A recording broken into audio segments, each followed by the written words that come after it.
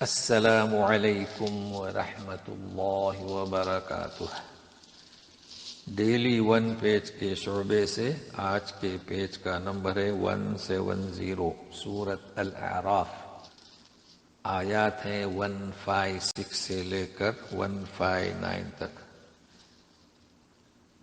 اعوذ باللہ من الشیطان الرجیم۔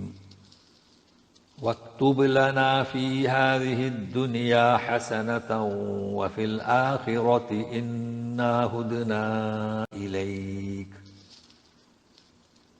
قَالَ عَذَابِي أُصِيبُ بِهِ مَنْ أَشَاءُ وَرَحْمَتِي وَسِعَتْ كُلَّ شَيْءٍ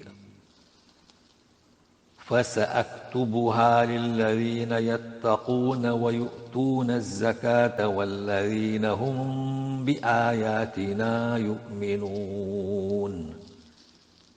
گزشتہ صفحے سے جڑ جائیے۔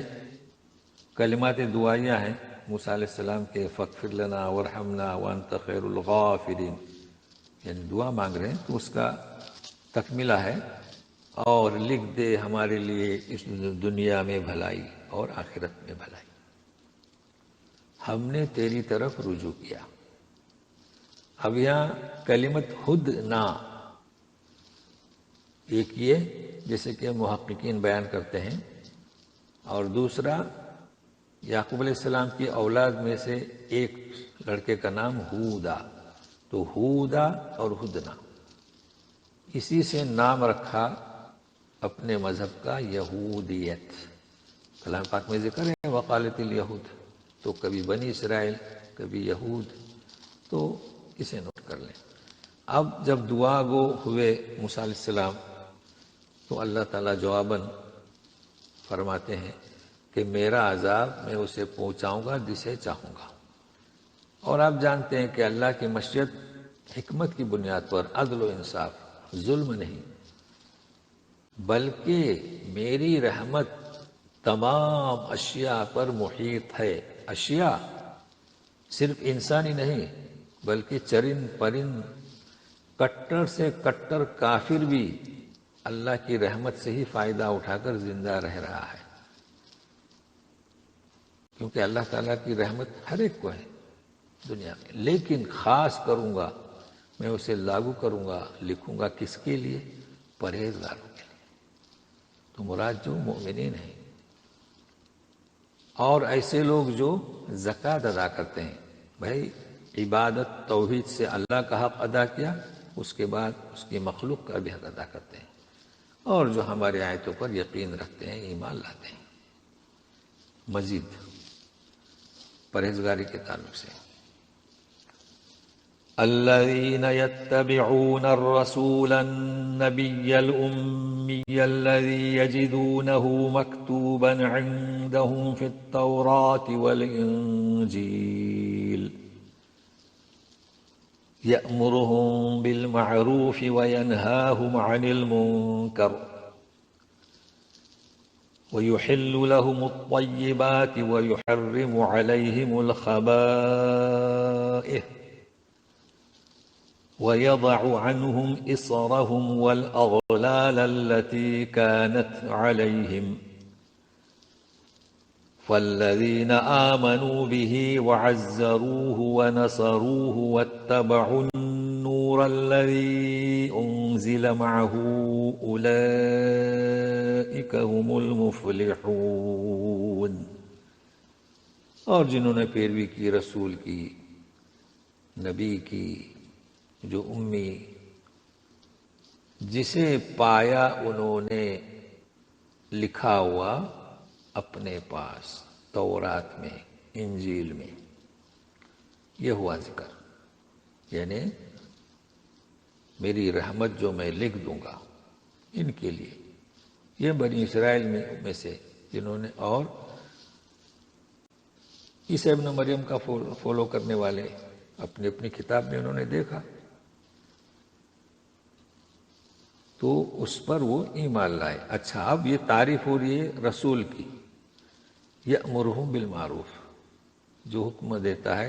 اب کہ ہم احتراماً ترجمہ کریں گے، مگر چونکہ یہاں ضروری ہے کہ رسول کے بارے میں کہا جا رہا ہے جو انہیں بھلائی کا حکم دیتا ہے، روکتا ہے برائیوں سے، منکر سے، اور حلال کرتا ہے پاکیزہ چیزیں اور گندی چیزیں، خبائث، خبیث کی جمع، حرام کرتا ہے، اور اٹھا دیتا ہے ان سے ان کا بوجھ اور وہ توق جو ان پر تھے۔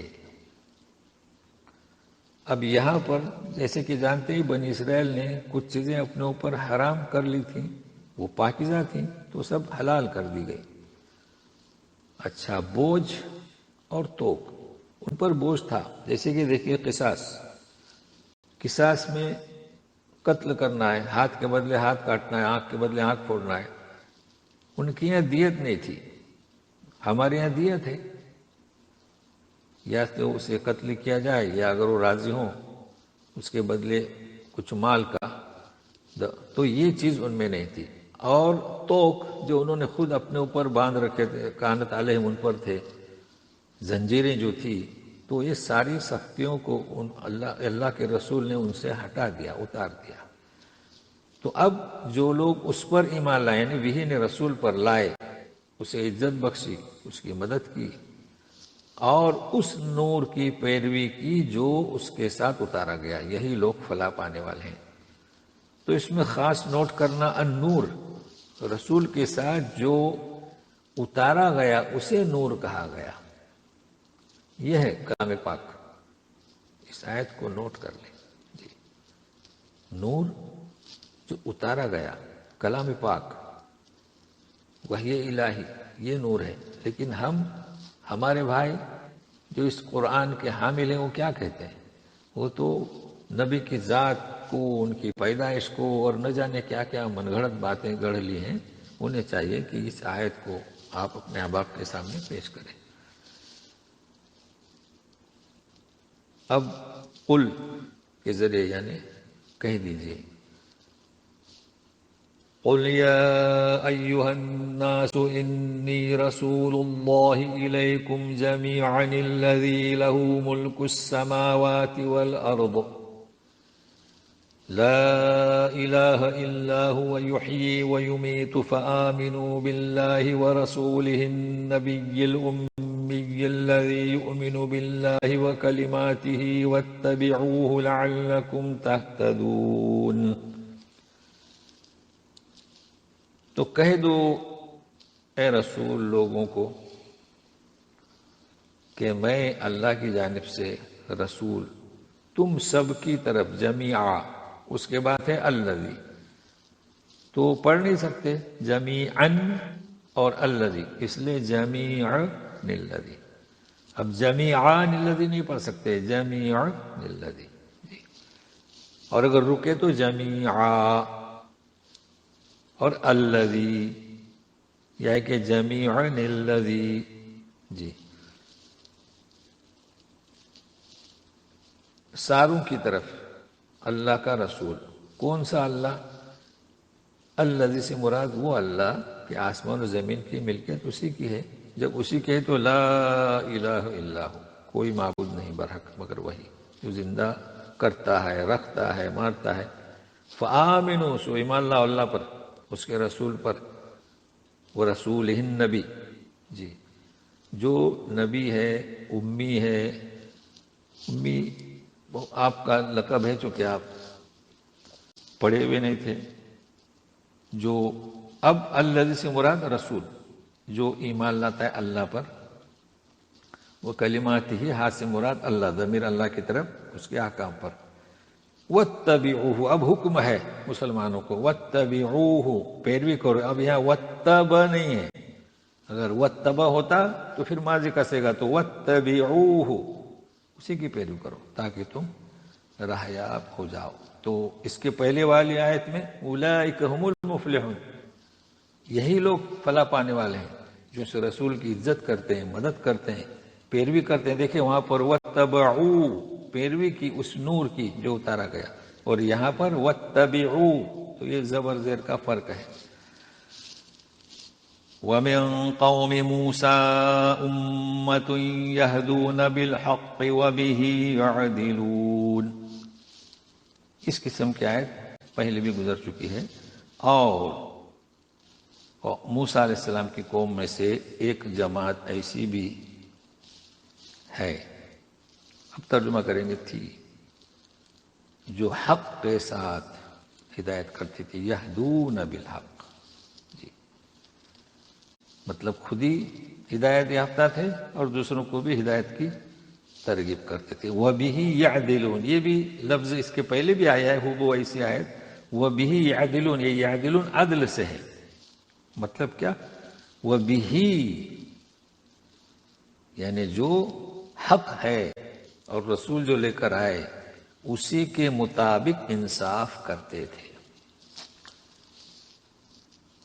تو کون لوگ یہ؟ ایک جماعت. باقی یہود کیا کرتے تھے؟ اپنے مفاد کی خاطر اختلاف کر جاتے تھے. بالکل واضح طور پر تورات انجیل میں لکھا ہوا تھا کہ رسول آئیں گے، نبی آئیں گے، امی ہوں گے، سب کچھ، مگر صرف اپنے مفاد کی خاطر. تو گویا کہ اس مضمون کی یہاں بالکل کھل کر وضاحت. جی، تو ان لوگوں نے اختلاف نہیں کیا، قبول کیا، حق بات کو اسی کی ہدایت کرتے تھے اور فیصلے بھی اسی کے مطابق کرتے تھے. تو آج اتنا ہی. السلام علیکم ورحمۃ اللہ وبرکاتہ.